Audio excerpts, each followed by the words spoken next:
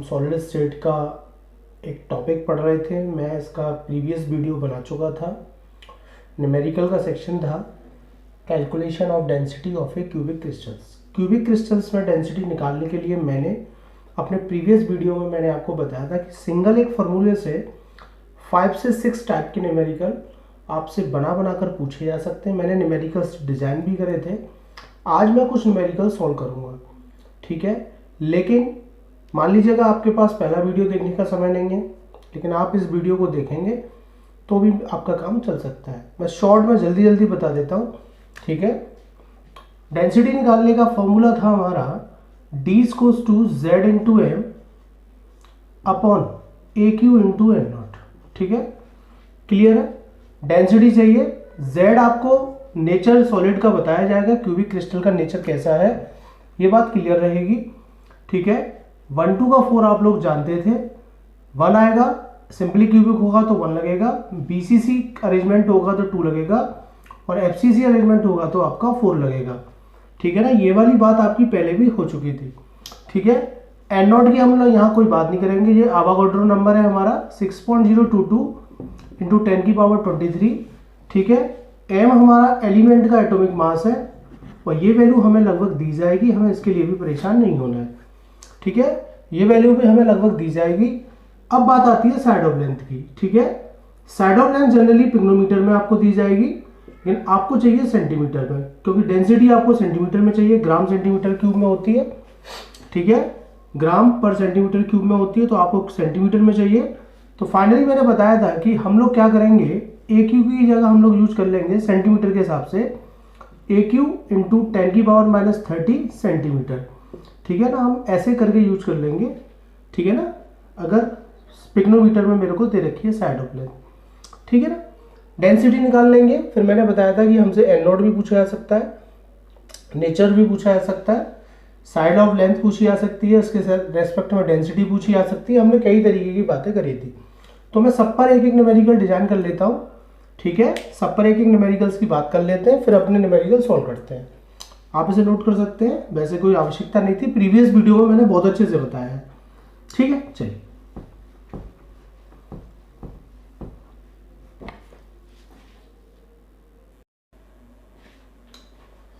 तो अब मैं आपके लिए डेंसिटी से रिलेटेड फर्स्ट न्यूमेरिकल्स लेकर आया हूं, और इस टाइप के न्यूमेरिकल्स आते हैं, मैं आपको पहले भी आपको ये बात बता चुका हूं, ठीक है। चलिए, मेरे पास एक क्वेश्चन आया हुआ है, एफसीसी एलिमेंट, एक FCC phased cubic structure elements का बना हुआ एक अरेंजमेंट मेरे पास है, ठीक है। उसका एटॉमिक मास एलिमेंट का है 60, आपको गिवन है सेल इज ऑफ 400 पिग्नोमीटर, मतलब साइड ऑफ लेंथ उसकी 400 मीटर है। What is the density of unit cell, ठीक है। तो जैसा कि हम लोग जानते हैं वी नो डेट, ठीक है, वी नो डेट हम लोग जानते हैं भाई, ठीक है। मैंने आपको एक ही फॉर्मूले से सारे आपके न्यूमेरिकल सॉल्व करने का तरीका बता दिया था। तो डी इक्वल्स टू हमारे पास हुआ करता था z इंटू एम अपॉन ए क्यू इंटू एन नॉट, समझ में आता है। z इंटू एम अपॉन ए क्यू इंटू एन नॉट, हम इसको यूज कर सकते हैं, ठीक है। चलिए, मैंने आपसे कहा था कि भाई z कहां से आएगा, z क्वेश्चन से ही आएगा, आपको बताया जाएगा सिंपली क्यूबिक है, बीसीसी एफसीसी है। हाँ जी हाँ, एफसीसी है, एफसीसी है, तो z कितना हो गया 4, 1 2 का 4 याद आ गया होगा भाई। क्वेश्चन में तो z था नहीं, क्वेश्चन में z नहीं था, z आपको क्वेश्चन से ही पता करना पड़ेगा कि भाई अरेंजमेंट कैसा है, ठीक है। m आपको ऑलरेडी दे रखा है भैया, 60 दे रखा है, 60 दे रखा है। एन नॉट आप लोग जानते हैं, तो मैंने आपसे पहले भी कहा था 6.022 इंटू 10 की पावर 23। अब बात आती है साइड ऑफ लेंथ की। साइड ऑफ लेंथ आपको मैंने कहा था, देखो किस में दे रखी है, पिग्नोमीटर में। किस में दे रखी है, 400 पिग्नोमीटर। तो साइड ऑफ लेंथ हम कैसे लिख सकते हैं, 400 का होल क्यूब इंटू 10 की पावर -30 सेंटीमीटर, समझ में आता है। 400 का होल क्यूब इंटू 10 की power -30 centimetre cube, centimetre, okay. सारी वैल्यू आ गई, सिंपल है, फॉर्मूले में लगाइए, मेरा काम बन चुका है। z कितना है 4, m कितना है 60, ए क्यू कितना है मेरे पास 400 का होल क्यूब इंटू 10 की पावर -30 इंटू 6.022 इंटू 10 की पावर 23। सिंपली आप इसे सॉल्व कर सकते हैं, और सॉल्व करने के बाद आपका लगभग आंसर आ जाएगा 6.23 ग्राम centimetre inverse cube, this is the answer. इस तरीके से आप अपना न्यूमेरिकल सॉल्व कर सकते हैं। कोई ज़्यादा टफ न्यूमेरिकल नहीं है, it is only formula base. Formula design करिए, वैल्यू देखिए क्या है आपके पास, क्या लगाना है आपको, सिंपल वैल्यू लगा दीजिए, आंसर आपका आ जाएगा। पॉज करके नोट कर लीजिएगा।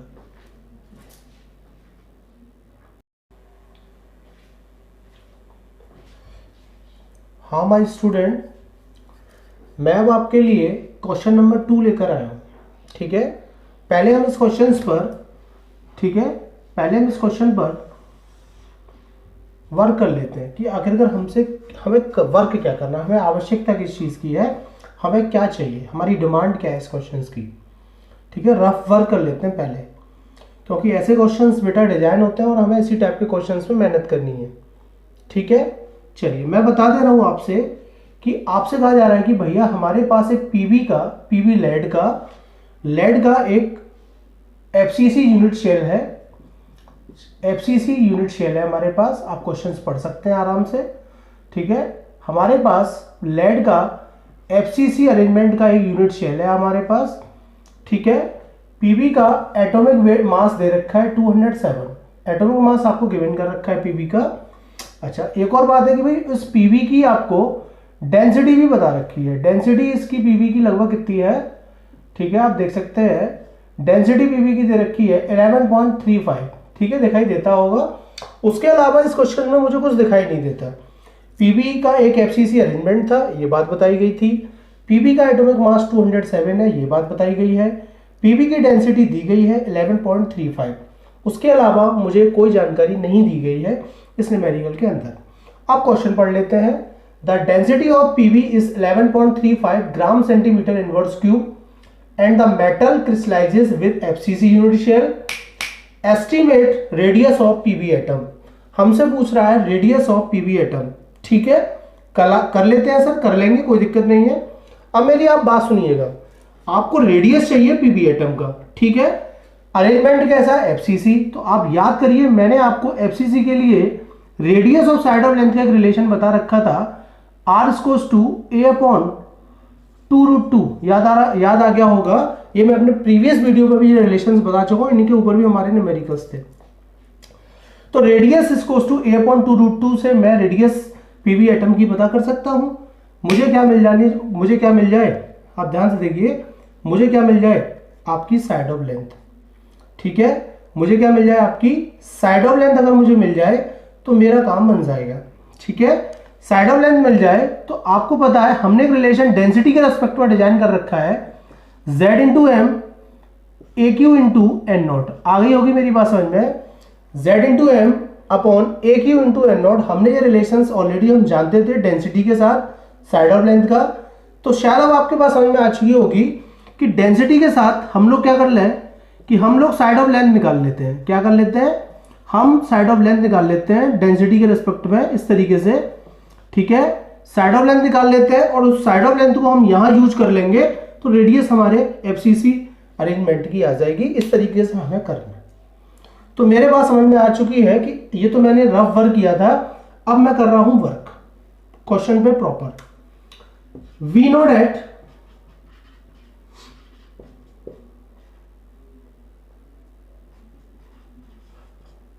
ठीक है, अब हम कर रहे हैं इसके ऊपर प्रॉपर वर्क। ठीक है, मान लीजिएगा तो हमें पहले तो चाहिए भैया साइड ऑफ लेंथ। तो रिलेशन था d equals to z into M upon A Q into N naught. ये करना पड़ेगा। मैंने आपको पहले ही बोल रखा है कि हर बार बताया जाएगा कि अरेंजमेंट कैसा, अरेंजमेंट एफसीसी है तो z की वैल्यू कितनी लगने वाली है 4। एटॉमिक मास आपको दे रखा है 207। आप समझ रहे हैं ना, ये सारी चीजें तो आप कर सकते हैं, लेकिन आपको तो साइड ऑफ लेंथ चाहिए। तो साइड ऑफ लेंथ हो गया आपका A Q equals to z into M upon D into N naught. और z की वैल्यू आपकी हो जाती है 4 क्योंकि एफसीसी अरेंजमेंट है। m की वैल्यू दे रखी है 207 आपको। d की वैल्यू आपको दे रखी है 11.35। ठीक है, और n नॉट की वैल्यू 6.022 इंटू 10 की पावर 23। ठीक है, 6.022 इंटू 10 की पावर 23। अगर आप इस वैल्यू को सॉल्व कर लेते हैं तो ये वैल्यू आएगी ए क्यू इक्वल्स टू 121 इंटू 10 की पावर 6। आप इस वैल्यू को सॉल्व कर लीजिएगा तो ये वैल्यू आपकी लगभग निकल कर आती है 1 to 1 इंटू 10 की पावर 6। आप इसका क्यूब होल क्यूब ले लीजिएगा 1 to 1 इंटू 10 की पावर 6, तो ये वैल्यू आपकी सॉल्व होकर आ जाएगी a इक्वल्स टू 4.95 इंटू 10 की पावर 2, ठीक है। और आप इसे पिक्नोमीटर में कन्वर्ट कर सकते हैं तो 495 पिक्नोमीटर, 495 पिक्नोमीटर, ये वैल्यू आपकी सॉल्व होकर आ जाएगी, ठीक है। मैंने तो सॉल्व कैलकुलेशन कर रखी थी भाई, इसलिए जल्दी जल्दी लिख पा रहा हूं वैल्यूओं को, लेकिन आपके समझ में आ गया है कि d के साथ हमने साइड ऑफ लेंथ निकाल ली। अब इस साइड ऑफ लेंथ को हम लोग कहां यूज कर ले इधर, तो हमारी रेडियस आ जाएगी FCC अरेंजमेंट की, ठीक है। पहले इतना नोट कर लीजिएगा आप लोग।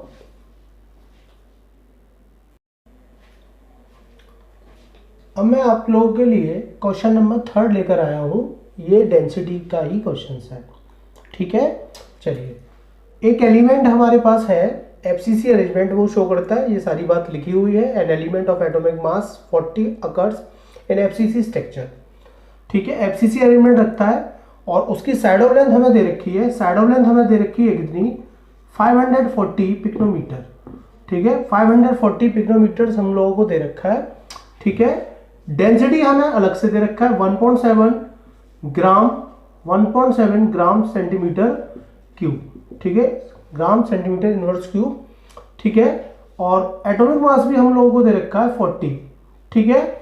चलिए, calculate the N naught, you know N naught, Avogadro number, ठीक है। कोई बात नहीं है, हम एक काम करते हैं, हमारे पास रिलेशन था d equals to z into M upon A Q into N naught. मेरा एक ही रिलेशन से सारे काम हो सकते हैं। इस बार डेंसिटी के रेस्पेक्ट में आपको एन नॉट चाहिए, तो एन नॉट इक्वल्स टू हम लिख रहे हैं z इंटू एम अपॉन ए क्यू इंटू डी, ठीक है, समझ में आता है। चलिए, सारी चीजों को ठीक कर लेते हैं। z हमारा कितना हुआ करता है भाई, FCC अरेंजमेंट है 1 2 का 4, z FCC के लिए कितना होगा 4, m आपको दे रखा है 40, ए क्यू कितना दे रखा है 540 का होल क्यूब इंटू 10 की पावर माइनस 30 सेंटीमीटर, आप समझते हैं क्योंकि पिक्नोमीटर में दे रखा है, मुझे सेंटीमीटर में चाहिए। डी की वैल्यू गिवन है मेरे पास 1.7, ठीक है, 1.7 डेंसिटी मेरे पास गिवन है। आपको पता है मैंने एक बात कही थी जब मैं प्रीवियस वीडियो में इस टाइप के न्यूमेरिकल को डिजाइन कर रहा था, आप इस वैल्यू को बिल्कुल सॉल्व मत करिएगा, क्योंकि मैंने 99% केसेस के लिए मैंने आंसर आपको बता दिया था, 1% छोड़ दिया था। 1% में आंसर गड़बड़ा सकता, लेकिन फिर भी उसी के आसपास आंसर आपका आएगा, ठीक है, फिर भी उसी के पास आपका आंसर आएगा, आपको परेशान होने की आवश्यकता नहीं है। आंसर आपको मैंने अपने प्रीवियस वीडियो में बताया था कि आंसर फिक्स है, एन नॉट पूछेगा आंसर फिक्स है, और आप जानते हैं एन नॉट की वैल्यू कितनी होती है 6.022 इंटू 10 की पावर 23। ये हो गया आपका आंसर 2 मिनट में। परेशान नहीं होना है, फॉर्मूला लगाइए, वैल्यू लगाइए और आंसर आप जानते थे। 99% में यही आंसर आएगा, आप चेक कर सकते हैं न्यूमेरिकल्स में, 1% छोड़ दिया एरर के लिए, ठीक है, लेकिन आप अपने न्यूमेरिकल्स कर सकते हो। मेन फोकस बोर्ड में हमारा एक ही चीज पे रहता है, प्रेजेंटेशन, ठीक है। प्रेजेंटेशन पे ध्यान दीजिए, हम पे करना आना चाहिए। कैलकुलेशन हमारी गड़बड़ा रही है तो वो इतना बड़ा प्रॉब्लम नहीं है, ठीक है। नोट कर लीजिएगा पॉज करके, फिर मैं अगला क्वेश्चन लेकर आता हूं आपके लिए।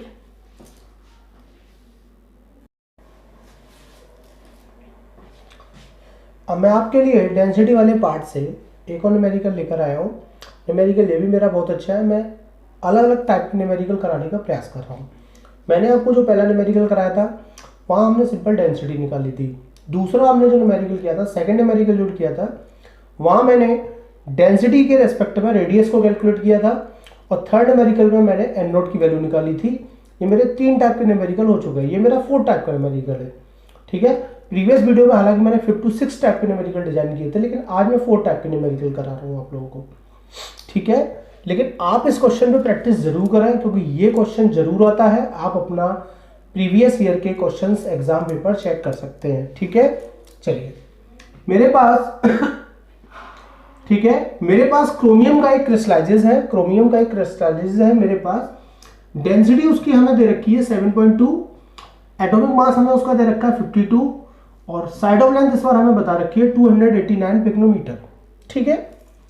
हमसे कह रहा है कि what is determine the type of unit cell, determine the nature of unit cell, इस तरीके से क्वेश्चन हो सकता है। टाइप ऑफ यूनिट शेल बता दीजिए, नेचर ऑफ यूनिट शेल बता दीजिए। तो टाइप ऑफ यूनिट शेल या नेचर की बात कर रहा है तो मेरे तो एक ही बात समझ में आती है कि क्यूबिक में तो हमने तो 3 ही पढ़े हैं, एससी, बीसीसी, एफसीसी। जेड की वैल्यू 1 2 का 4 होती है। हमें मतलब जेड कैलकुलेट करना है। हमें क्या करना है, जेड की वैल्यू कैलकुलेट करनी है। अगर जेड की वैल्यू 1 आ गई तो मैं कह दूंगा ये तो सिंपली क्यूबिक होगा क्रिस्टल का, क्रोमियम का। अगर 2 आ गई तो कह दूंगा बीसीसी होगी, और 4 आ गई तो मैं कह दूंगा एफसीसी होगी। चलिए देख लेते हैं। तो डेंसिटी इक्वल्स टू हुआ करता था जेड इंटू एम अपॉन ए क्यू इंटू एन नॉट। ठीक है, जेड इंटू एम अपॉन ए क्यू इंटू एन नॉट, ये मेरा एक रिलेशन हुआ करता था। हमें तो जेड चाहिए, जेड की वैल्यू क्या होगी, d into a Q into N naught upon n. ठीक है, डी हमें दे रखा है 7.2, साइड ऑफ लेंथ हमें दे रखी है तो मैंने आपको बताया 289 का होल क्यूब इंटू 10 की power minus 30 centimetre. N naught की वैल्यू 6.22 इंटू 10 की पावर 23 अपॉन एम की वैल्यू कितनी दे रखी है 52। आप इसे सोल्व करेंगे, 2 आएगा, और 2 आएगा तो आप चिल्ला चिल्ला के कहेंगे सर ये तो बीसीसी होगा। ये कैसा होगा, ये बीसीसी होगा, क्योंकि अगर जेड आपका 2 आ गया तो वो भैया बीसीसी शो करेगा। तो ये आपका 4 टाइप का न्यूमेरिकल था। इस तरीके की प्रॉब्लम्स आप लोग कर सकते हैं। मैं इसी में एक न्यूमेरिकल्स और बनाने का प्रयास कर रहा हूं।